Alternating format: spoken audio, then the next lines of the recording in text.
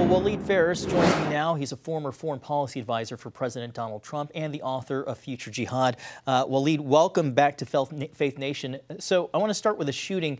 The attack happened in the heart of Jerusalem in broad daylight. What does that suggest about how vulnerable Israel is right now, both internally and externally? Well, it has always been, since Israel has created itself in '48, that there are risks in a war against terrorism, specifically the jihadists, and more particularly Hamas. There is that risk as long as the jihadists are on the attack. But let me say a couple of things. Number one, Hamas has done that before, if you all recall, in the 90s.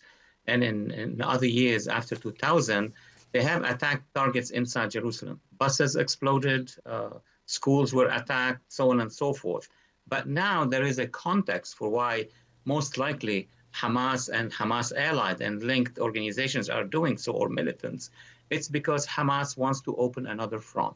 They know that Prime Minister Netanyahu is going to lead an offensive to dismantle them in Gaza. So they open another front in the West Bank, and the West Bank is very large, so that international public opinion put a lot of pressure on Israel to cease fire in both places at the same time. So to you, are there any signs that intelligence or security systems are being stretched too thin as Israel battles terrorism on multiple fronts? Absolutely. That's the quantitative analysis. Israeli agencies, forces are not just in the West Bank and Gaza.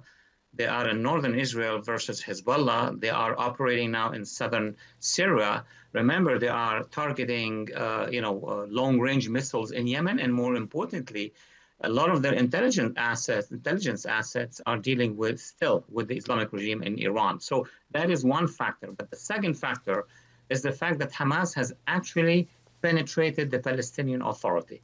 So it's not just under the flag of Hamas. It's now they are using the resources of the Palestinian Authority, the local government. Obviously, that does not like Hamas, but when you are penetrated, you are paralyzed. So President Trump, as you all know, issued what he's calling a final warning to Hamas: accept a ceasefire deal or else. How much weight does that warning carry on the ground right now? And do you think we can see some real movement towards a truce and hostage release? It has a lot of weight. And the message is not just to Hamas. The message is to those who are hosting, supporting Hamas. I'm not just mentioning the Islamic regime in Iran, but Qatar. Qatar can do a lot. We have a lot of weight. Qatar, we have a base. We have relationship. Qatar has invested in our economy. So all that web of relationship, the president is using it to tell everybody in the region that Hamas must be disarmed. Now, one other interpretation of President Trump's statement, what if or else, would be to give a real bright green light to Bibi Netanyahu, to the Prime Minister of Israel, to finish off Hamas on the ground. It's less than a minute left. I do want to squeeze in a question about Israel pushing deeper into Gaza City. Can you talk about what the military is trying to achieve there and the reality for the civilians who are still trapped inside?